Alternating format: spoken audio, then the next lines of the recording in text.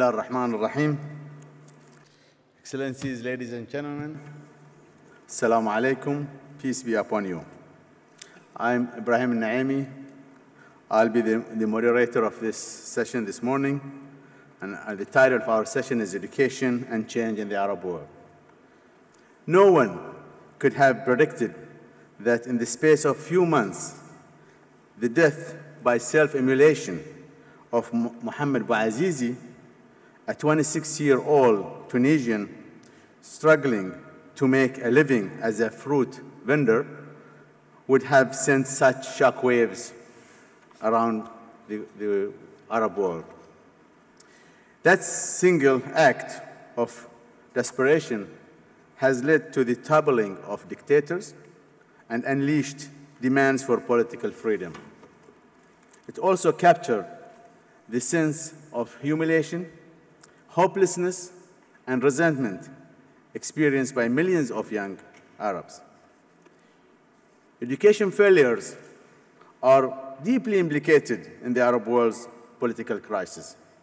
Governments across the Arab world have invested heavily in education, and the past decade has witnessed a rapid expansion in primary, secondary, and even tertiary education.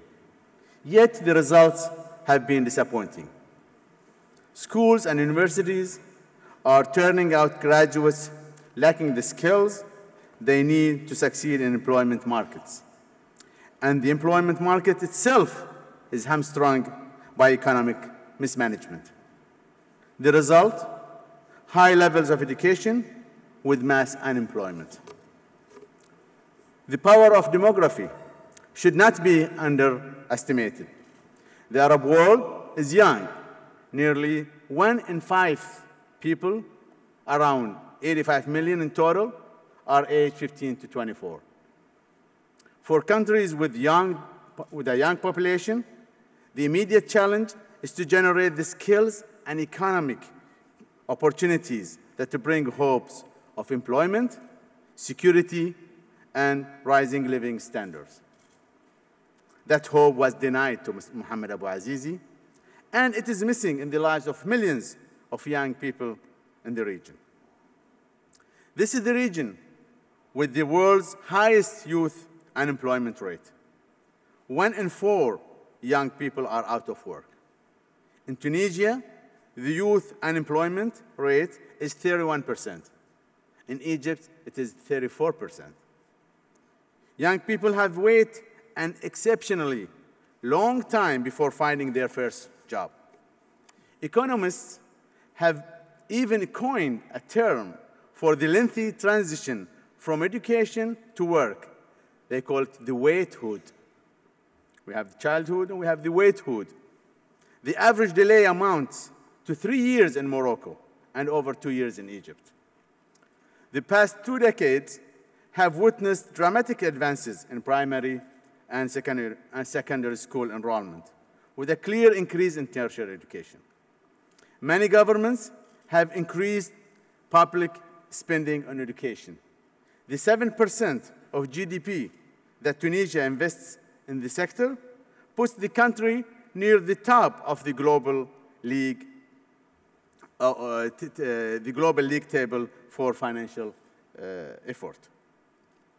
So what went wrong? Why are our education systems in the Arab world perform so badly? Why have so much education and public investment failed to create a virtuous cycle of economic growth, employment creation, and expanded youth opportunities? With this rather lengthy introduction, and with these questions in our minds, I'm honored to share these concerns with 3 of the top Arab experts in the field of education in the Arab world. Let us welcome our speakers in this session: Dr. Tariq Youssef, CEO of Silatic in Qatar and founding Dean of Dubai School of Government; Dr. Mohammed Faour, Senior Associate at Carnegie Middle East Center in Lebanon; Mr. Salah Kandari, Manager of Consumer Services, MENA, and E4E. It's not I4I, it's E4E. He's going to talk about it later. E4E project, leader at IFC World Bank in United Arab Emirates.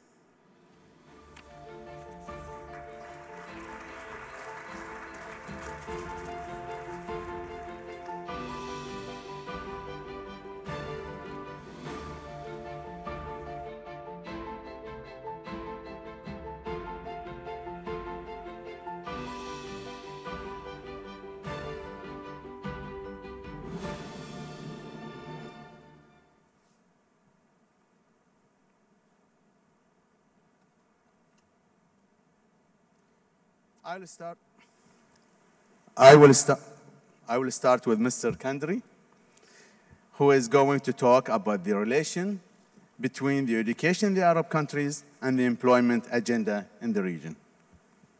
Thank you very much. Thank you very much.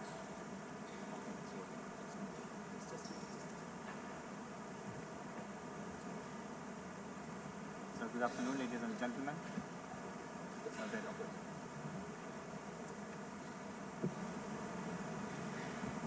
Thank you very much, Dr. Ibrahim, and good afternoon, ladies and gentlemen. Let me start with a disclaimer. I always wanted to go for a PhD in my life, but I never had the courage nor the time to do it. So when I learned that Dr. Tariq and Dr. Muhammad will be on this panel, I asked the chair to go first before my fellow panelists put the bar very high for me. So my remarks will primarily focus on the link between the education outcome and the growing youth unemployment, especially among the graduates. And before doing so, I would like to invite you to watch a 3-minute video on this subject.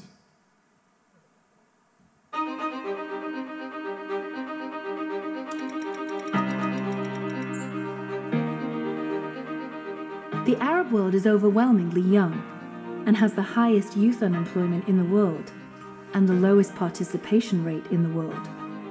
Youth unemployment costs the Arab region $40 to $50 billion every year. Why is this happening? It's not just a lack of jobs. It's that education is not giving youth the skills they need. But in order to address the demand, we need better options. Neither public nor private education alone can address the need, and they leave students unprepared for the job market. Vocational education and training is helping to prepare students for specific jobs, but doesn't reach enough people. And the number of youth needing jobs continues to grow.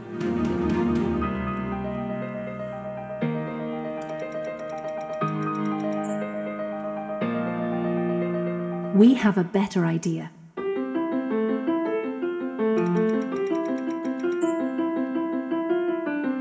Education for employment, providing skills that are relevant to the marketplace. We have clear opportunities for education for employment and a clear role for the private sector. Vocational education and training and work readiness programs have a bigger role to play. University education can make what they're teaching more relevant to employers. To realize this potential, we will need strong industry backing to help shape the curriculum, to provide faculty with industry experience, to offer internships, and to utilize simulation labs to train new workers. Educators will need to provide more application-based learning that goes beyond theory to real-world scenarios. Students also need to learn soft skills like problem-solving to help them negotiate the workplace. And they'll need career counseling and guidance to help transition to the workplace.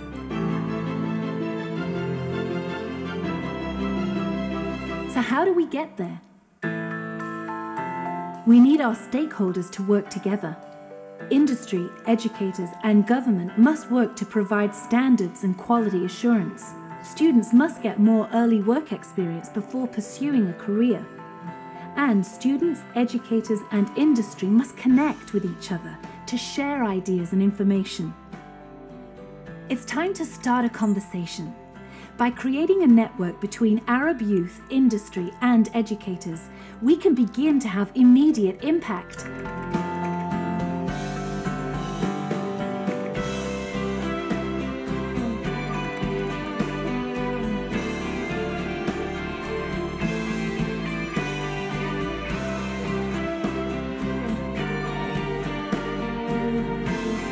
It's time to realize Arab youth potential. 50 to 70 million youths will enter the job market in the coming years. E4E will help get them ready to perform.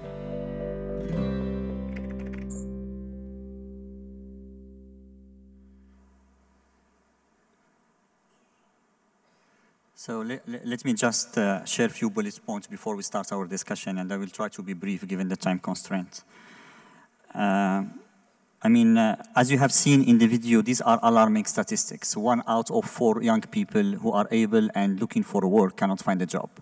If you look at the female job seeker, the situation is even worse. More than 30% is the unemployment rate among female graduates. And let me highlight the magnitude of the challenge that the Arab countries are facing. The region needs to create some 35 to 40 million jobs just to maintain the same current unemployment rate. It needs to create another 15 million to reduce the unemployment rate to the global average. And on top of this, the Arab region will need to create some 40 to 45 million additional jobs if it wants to increase the workforce participation from 35% to the 50% global average. While demand for education for employment is substantial in the region, the supply of relevant post-secondary education is very nascent in the region. Overall, only 15 to 20% of the students are enrolled in private institutions, while in Brazil it is 75%, in a country like Malaysia it is 50%. So the region is facing a massive education for employment supply challenge that I would like to break into 4 main challenges. The first challenge is a relevance challenge. In addition to the lack of hard skills in certain discipline and in certain subjects, most employers express dissatisfaction with their employees' skills, namely the soft skills, or what we call the 21st century skills.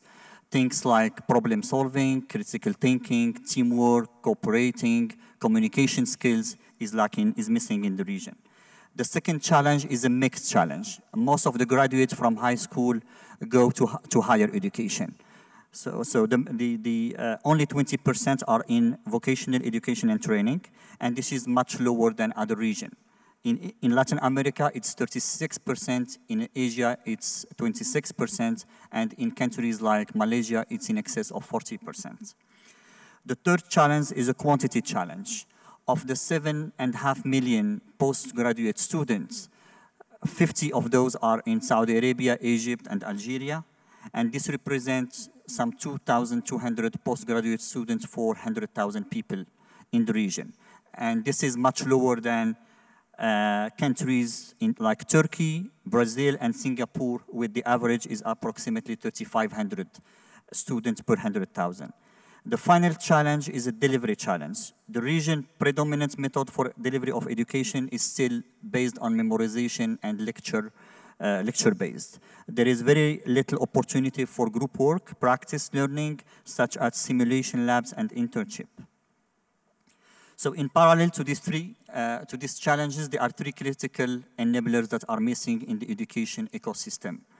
And I'm referring to the standard and independent quality assurance, funding mechanism for students and young entrepreneurs, and finally, information transparency and matchmaking between employers and students are not yet there. So let me stop here, and then I can elaborate on some of these during the discussion. Thank you. Thank you, Salahuddin. Now I'll give the floor to Dr. Mohammed Faour, who will address the issue of the education reform in the Arab world and its connection to the 21st century skills and market needs. Dr. Faour. Thank you, Mr. Chair.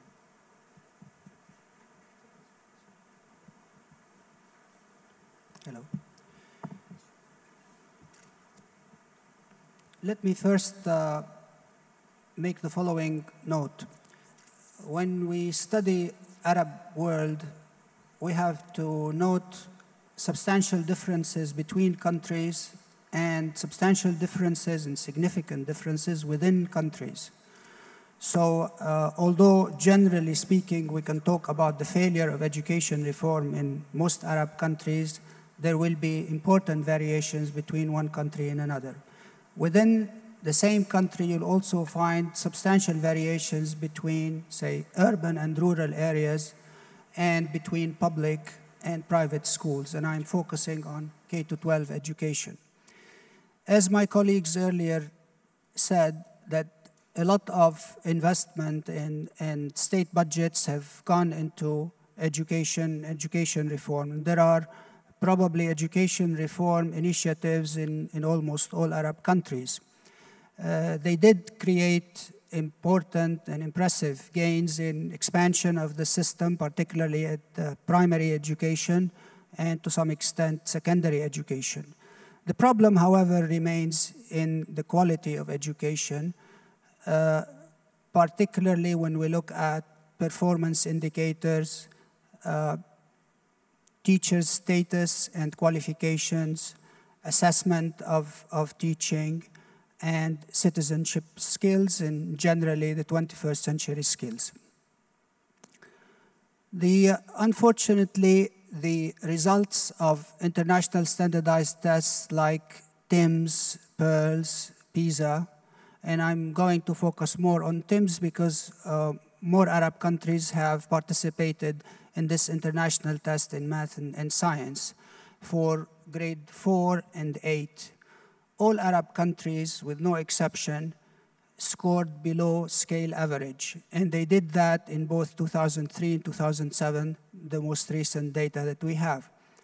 Even the most proficient students in some of the Arab countries that did better than others fared less than the average performing student in the best performing countries.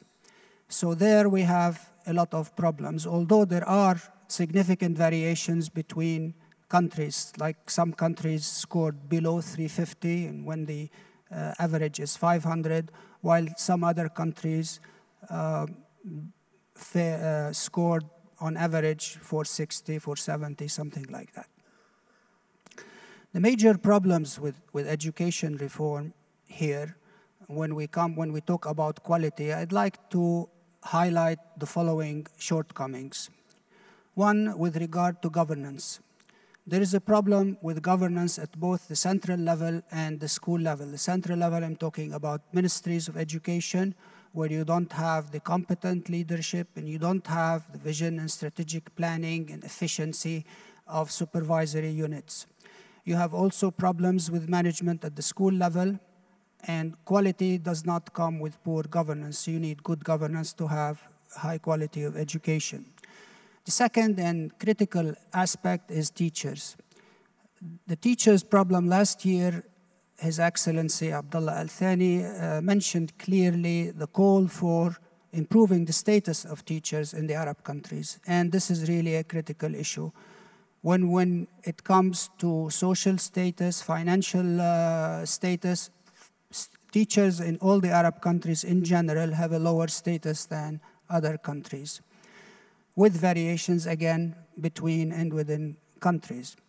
Teachers we need teachers who are creative, teachers who can update their skills all the time, who are willing to adapt to different situations, who can accommodate students of various needs, teachers who are enthusiastic and dedicated to the profession and can go through in-service, pre-service, and professional development training.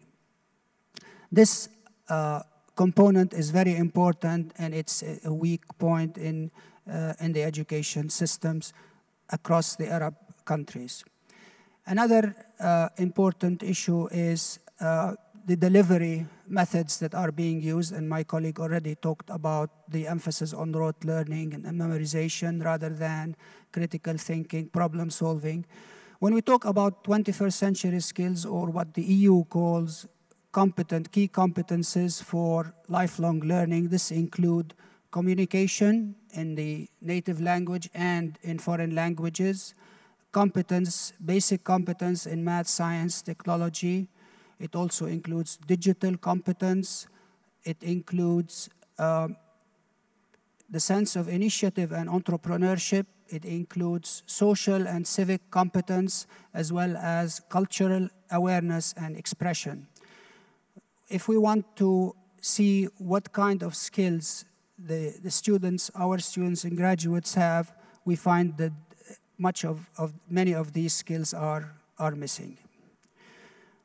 As to the skills and the mismatch between those skills and the needs of the market, I will leave this to my other colleagues who will probably talk more about it.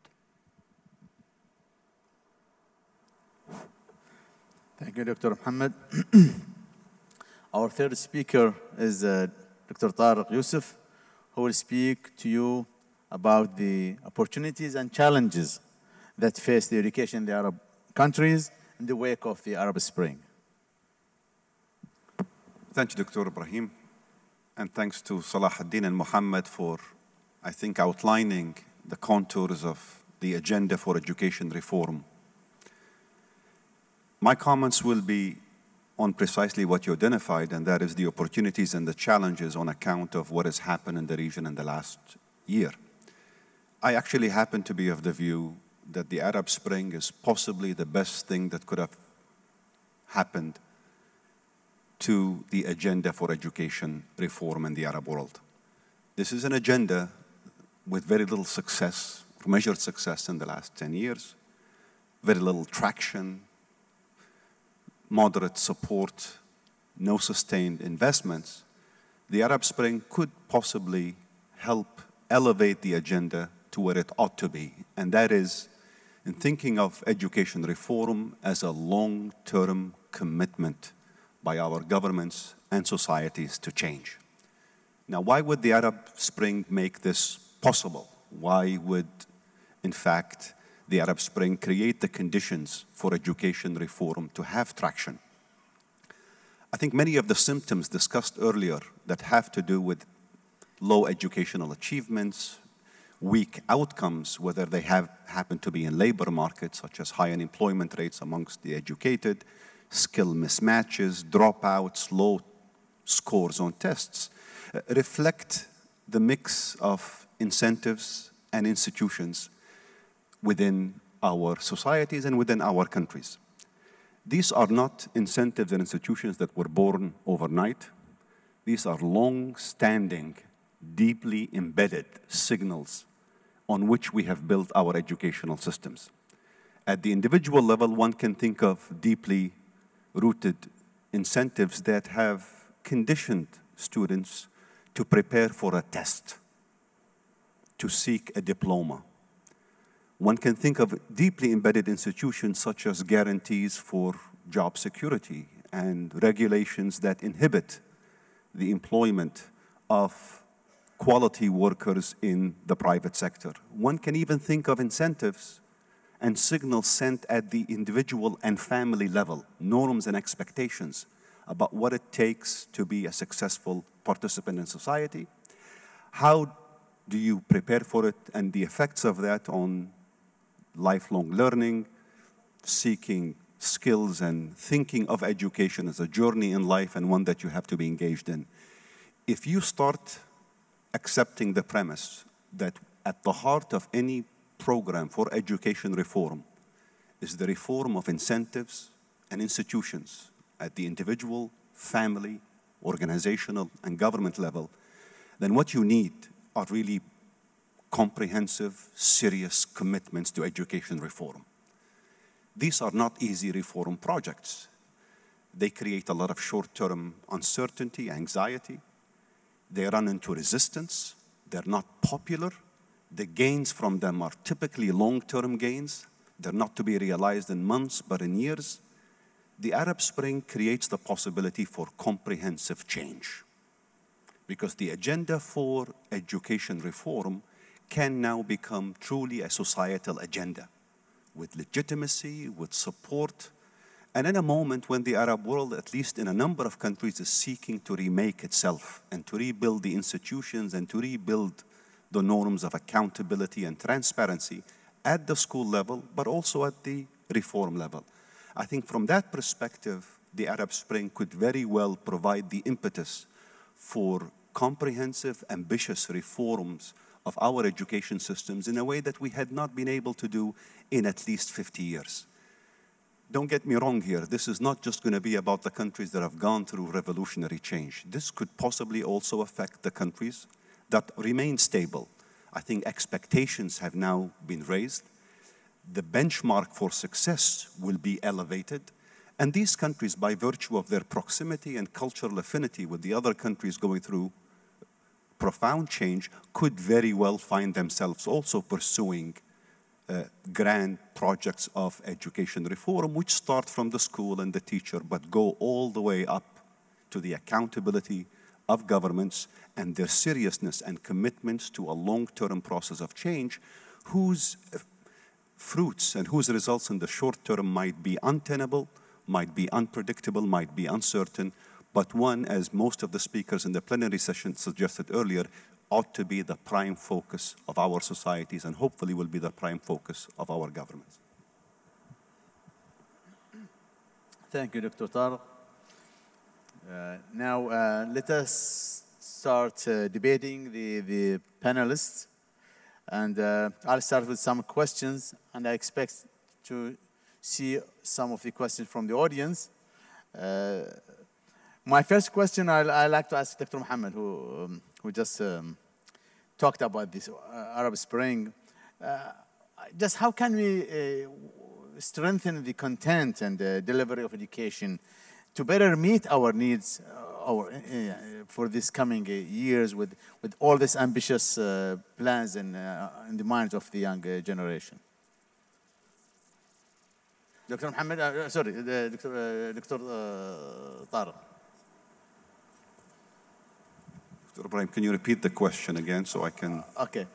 I said, how can we, now this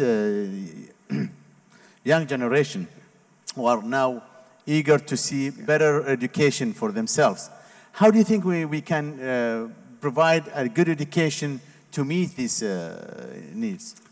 Well, Dr. Ibrahim, that was in many ways kind of the point that I was trying to sort of leave us with, that at a moment when the possibilities for change are present in more ways than we have seen in a very long period of time, and where the core actors in the political space who want change are youth.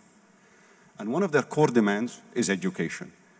How do you engage them at this moment in time? How do you begin the process of engineering change in a transparent, accountable, open manner, where what you're aiming to do is not to build schools or to recruit more teachers, but to incentivize the education system, to reform the educational structures?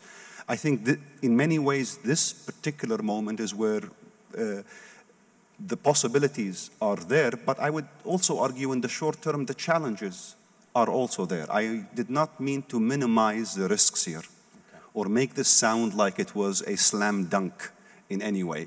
I would actually argue that in the short term, things will get worse before they get better. But in an open political space where what you can debate is everything and what you can hope for is extremely ambitious, you can push for with such projects of education reform that aim to do a lot. And at the heart of them, they're not just about changing the incentives for the teacher or the school, they're about remaking an entire institution and everything around it. Yes, I mean, yeah, I fully agree with Dr. Tariq. I just wanted to add that the Arab Spring has created a real and unique opportunity for the education reform agenda to be high on the priorities. I mean, the new leadership in the countries that have gone through the revolution are now more eager and willing to listen, to work with other stakeholders, to engage into a discussion with the private employers, with the private sector providers, to rethink the whole education curriculum and define the new priorities for the education. Today, 80% of the education provision is, I am talking about post-secondary education, is with the public sector.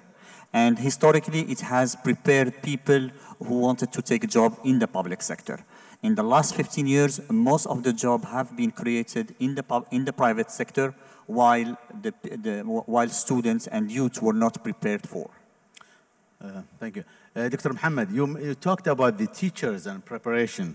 And we all know that the teachers' preparation in the Arab world or Arab countries now is very poor, or slightly, and differs from one country to another, but in general they are poor. How can we overcome this challenge? It is a challenge, don't you think so? Yeah, definitely it's a challenge. And quality education without good teachers, good qualified teachers, will not happen. So the challenge there first is in recruiting qualified teachers. Second is in retaining those qualified teachers through a number of incentives. So you need to raise the status of the teacher. You need to provide the teacher with pre-service and in-service training, continuous professional development. You need to involve the teacher in decision-making as well as students. What Dr. Tariq was stating earlier, I think here is important, that we have to look at comprehensive education reform, which has been missing in most of the initiatives that we have seen so far. It has been emphasizing some aspects like technical aspects, technology, computers, building schools. You need to look at it comprehensively and to focus at certain key issues such as teachers, recruiting, and retaining. Salah Din, in the film you showed something about the vocational training and education. Would you, tell us more about how can we improve this kind of education that's really neglected in this part of the world, from the education institution as well as from the employers. So how can we improve this vocational education? I mean, the situation really varies from one country to another in the region.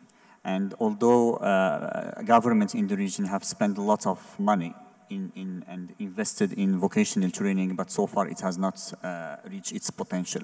Countries like Morocco or Oman have made a lot of progress and very success stories in terms of engaging the private sector, in shaping the curriculum, in providing the faculty, in allowing students to have on-the-job training, internship while they are studying.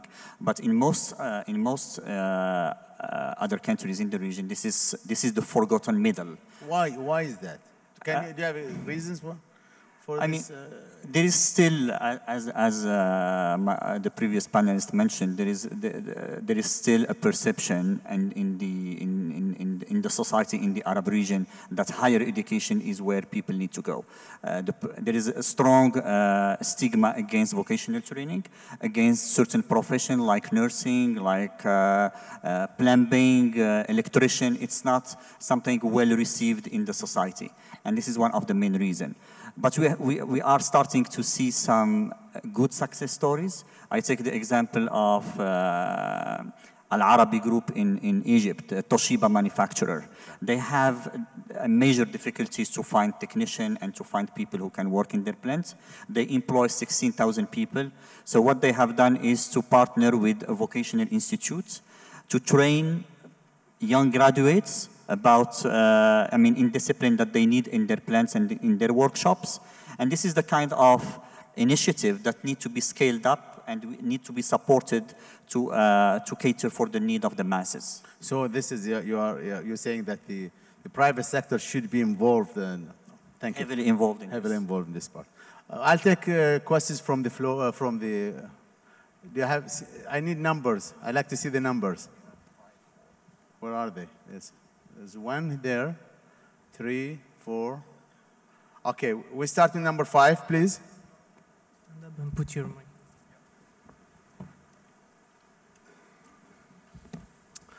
Hi there, it's a very interesting debate. I'm David Matthews from Times Higher Education. You mentioned that the Arab Spring is an enormous opportunity to kind of reform education in the MENA area. But can it be reformed effectively in those countries that haven't undergone revolutions, particularly the Gulf where there is still a lack of democracy, a lack of academic freedom, and so on? Or do those monarchies and emirs need to be overthrown or relinquish their powers considerably before you're able to properly reform the education system? Thank you. Tariq would like to answer this question? I mean, this is an existential problem and a question that you're posing. Why don't autocratic regimes reform and address change and initiate change themselves as opposed to wait for a groundswell of demand for that change, which can be destabilizing and can be violent? I think that is the heart of your question. It is not the case that in all experiences we've observed, and certainly around the world, that revolutionary change is the only way or the only route to achieve comprehensive agendas for modernization, for economic development, for prosperity, and for a host of things. In fact, you can, in some cases, look to a lot of autocratic regimes that had the vision, had the necessary focus, devoted the resources. I think in the Gulf countries, on account of what happened in the non-Gulf countries, the expectations and the incentives ought to now be lined up so that youth-driven agendas, including that of education reform and employment and an involvement in society, whether it's housing or family formation, are going to be key priority areas of focus for most policymakers. Would this be sufficient to make these agendas have traction for them to actually create and realize sustainable outcomes on the ground? I don't know. But surely at this moment, one can only view the dynamics in the region that start with revolutions driven by youth, high expectations, ambitious demands for change and reform. And if I happen to be an autocrat, I would be thinking of how to take this agenda, take the initiative within it, and make things happen. I would like to comment, David, that you brought, since you're going to be here for next, hopefully, 3 days, I encourage you to look at the reforms that are taking place in Qatar and some of the Gulf states. It's a major reform in education, either K-12 or higher education. Just to add one little comment on this. I mean, in the GCC, some of the GCC countries, like in Saudi Arabia, they are leading the way in terms of private sector participation. And some powerful foundation and NGOs like Abdul Latif Jameel Bab Rizq, which is empowering the youth in Saudi Arabia to become more entrepreneur and to create their own ventures. So the GCC countries in some ways are also leading the way for the involvement of the society and the private sector in contributing to the solution of unemployment in the region. Okay. Number 4, please. Hello. This is Professor Alimullah Mia, Vice Chancellor of International University of Business, Agriculture and Technology from Bangladesh. On the first issue of the vocational education, when I came to the first OIS conference, I visited some of the educational institutions here in Qatar and also in another correction in Bahrain, including the Northern College, where we discussed about the vocational education issue. The issue is not immune. Even in Bangladesh, we have a problem. But given the resources available, the social acceptance of this vocational education can be substantially increased. If you look at the Singapore model, where they institutionalize vocational education within the general frame of education and has made it extremely successful and popular. So there is no shortage of resources. If we take that, in Bangladesh we cannot do it because we have tremendous shortage of resources. Coming back to the other issue in terms of the mismatch between the labor market and the education process, could we not look at really seriously in terms of the labor migration issue in the area? Intra-Arab migration as to what are the skill migrations taking place, and then external migration within the Arab region from this country. I've done some study in this area. It is a very clear issue that it is not just on a skill migration. There is a high level of professional skill migration within the region, which can easily bring out what I call the market gaps in terms of the educational provider, youth expectations, and the preferred references. And those indexes can clearly lead to both educational reform and youth choices. Thank you. Thank you. I'll take another question. Number 3, please. Thank you, Mr. Chairman. My name is Dr. Abdul Wahid Khan. I'm president of a business university in Bahrain. I agree with the diagnostics of the panelists that the major problems are relevance to the existing educational system, and also the delivery mechanism is the one that you have been very critical of. The question is, this summit is about innovative education, innovation and creativity in education.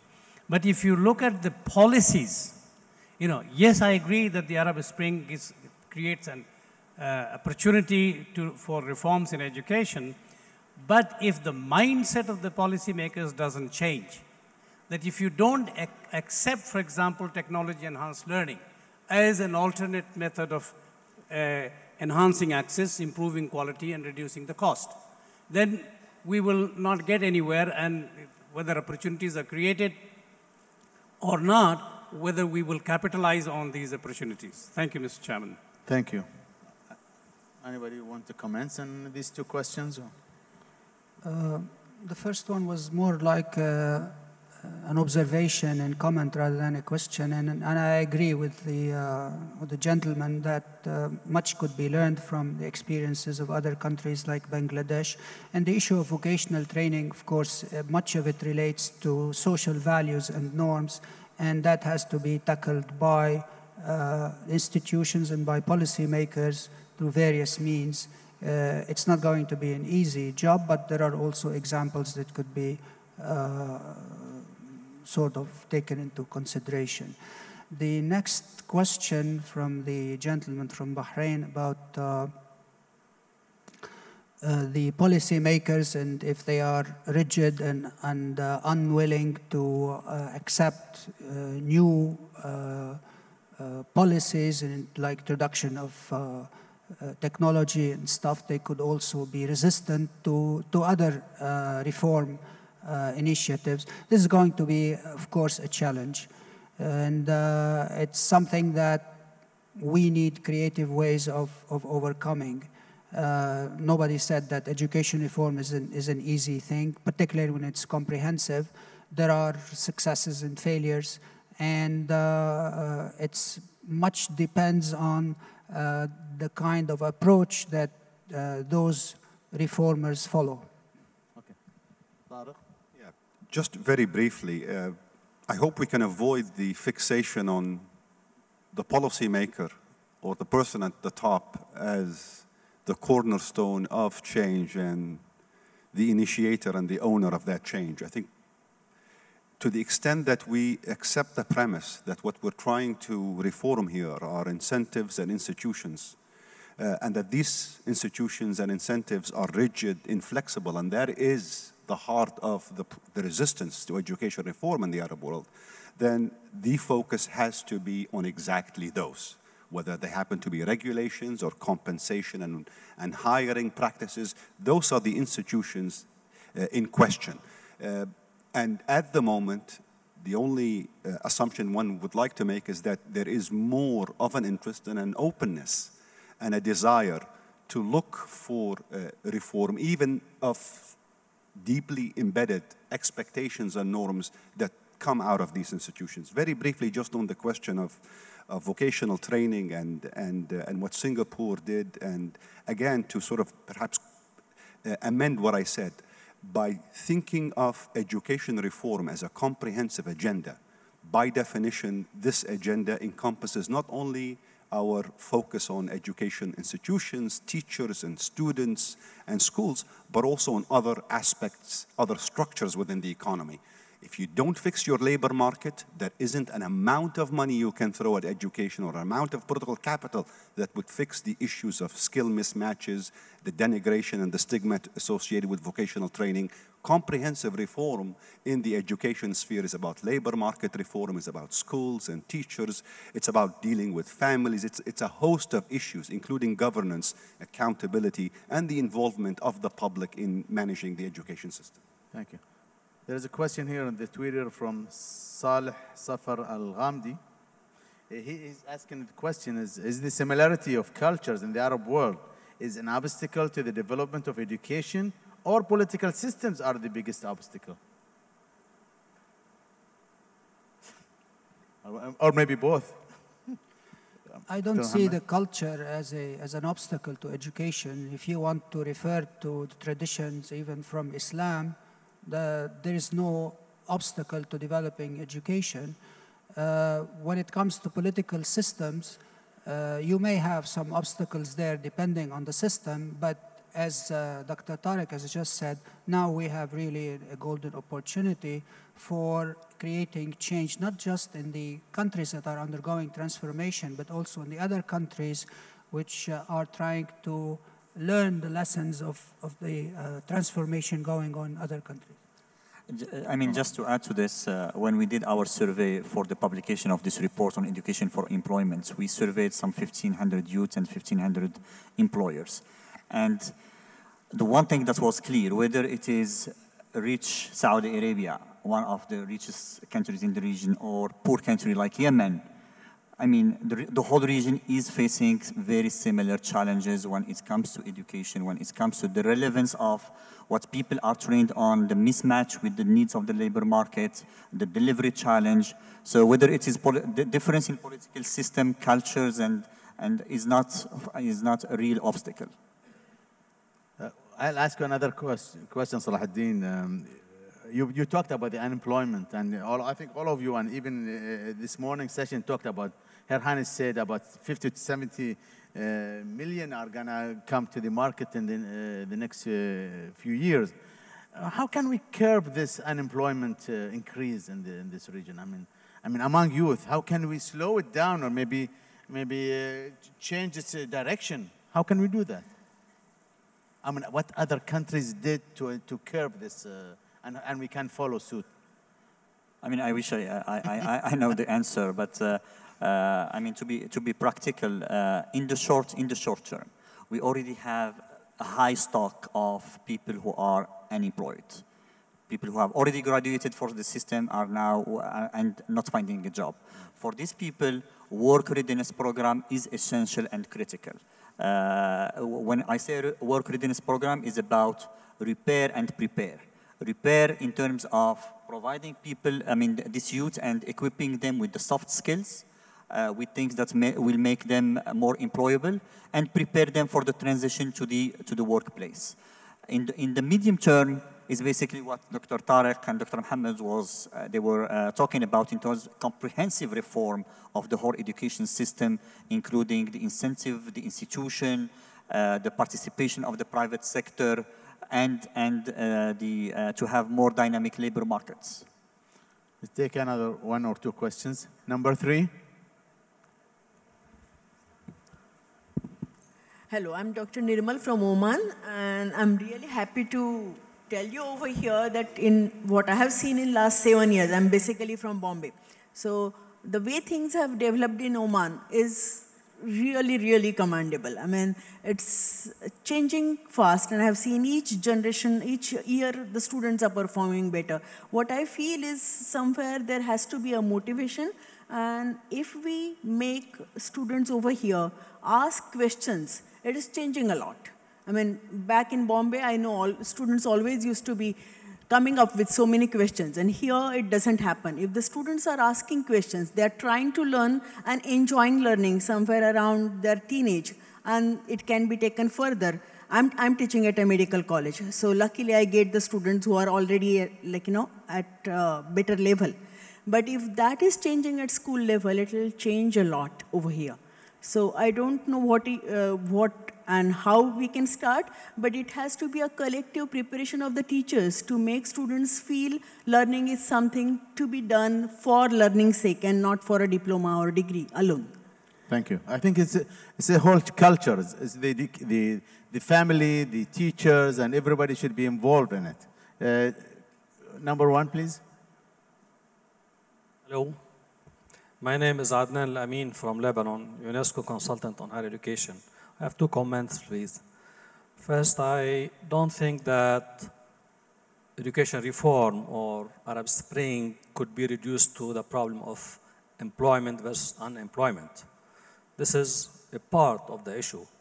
And even this issue is not only a mismatching between two sectors. Maybe the problem in the labor market is bigger and more interesting to handle than the higher education system. So the second thing is that the educational change is in fact related to what I call governance. Arab Spring is about political matter, is about rooted, is about moral matter, is against something despotism in the system. So if we go to university or higher education, the issue related to reform is regarding governance. Governance means that universities are not receiving orders from the minister and the president of the prime minister. And the faculty is not receiving orders from the dean and the dean from the president. So we will have another future of universities. Also, governance means participation of teachers, and governance means participation of students in the governance and the management of the higher education institution. Thank you. Thank you, Mr. Adnan. Number 2, please. Hello. I want to throw my question to the panelists. I'm come from Sierra Leone in West Africa. I'm founder of Be Gifted.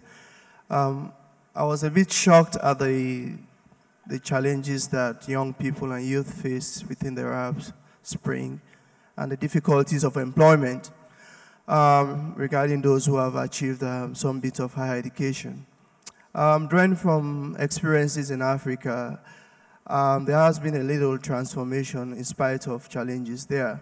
How can the institutions within the Arab Spring and the Arab states collaborate or seem to have some form of interaction with institutions in Africa so that there could be some kind of eye-opener to the different challenges that they face in remote communities and countries that are far removed, and how far cross-cultural education can be made possible to share experiences. Thank you. Thank you. Thank you. Number 5, the last question comes from number 5, please. Hi, I'm Jumana Ode, and I'm a pediatrician working with children with special needs. At the same time, I teach at medical school in Palestine. I believe that governments are supposed to invest more and pay more attention to education. I have some examples where my kids, 5, 6, 7 years old, were kicked out from several schools. Why? Because they ask questions. Democracy doesn't start with elections, electing your president. It's supposed to be when children are very little and they can say no to something that they disagree with.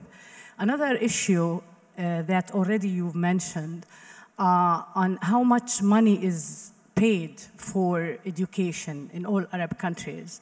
If there are some successful examples here and there, it's just bits and pieces. It's not enough. Why, although you mentioned that there's no obstacle in culture, I question why. Yes, Islam starts with Iqra, but is that enough? Why we are still backward, Arabs and, Arab countries?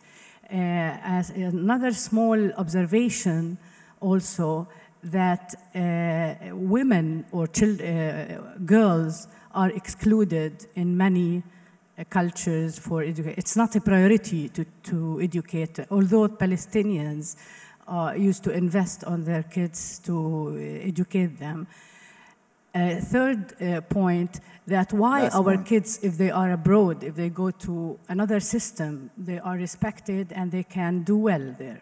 They are either average students in our system or below I mean, sometimes they fail, but they go to Europe or to the United States and they succeed. I have hundreds of examples of my kids. I mean, kids that I taught or they come to our center. Thank you. Thank you.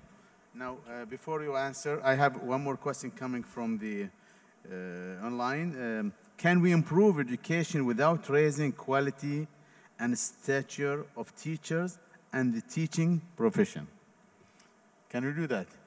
The answer is simple, no. No. I don't think so. Okay, All research shows that quality of education is strongly associated with teachers' quality. But so the infrastructure, the top of the line equipment, the buildings. Necessary but not sufficient. So the teacher is the main element. It's one of the main elements. What other main elements you think we need to work hard on? Governance, accountability. Governance, accountability. And I'd like to comment, Salah Ad-Din? Not on the teacher. Or some of the questions? Yeah, some of the question, maybe just a few comments. There was one comment about governments needed to spend more. Actually, governments in the region are already investing substantial amounts of their budget in education. But the challenge is on what this money needs to be spent and how it needs to be spent. And this is linked again to the governance in place. It's linked to the type of institution that we need to have and the incentive system that Dr. Tariq mentioned in the beginning. Girls' access, I don't think it's an issue anymore in most of the Arab countries, but the challenge is whether girls have access to, to continue education and equal opportunities post-graduation. I think that's the main challenge in the Arab region. I cannot agree more about the gentleman from Lebanon on the governance. Yes, the governance is the #1 priority, but what the Arab Spring has created, it has created an opportunity for this agenda that has been with us for the past decade to really find a way to become on top of the policymaker agenda hopefully in the coming decades. Again, this is a long-term engagement. This is not something that will be fixed overnight, but there is hope that we are now seeing some light at the end of the tunnel. Before we have only 3 minutes left, I have one question for three of you, or for all of the three of you, and I state here that yet in every crisis there is an opportunity, and youth and children are an asset. And the political challenges is to harness that asset through democratic reform and an agenda for education and employment. Do you gentlemen see a light at the end of the tunnel?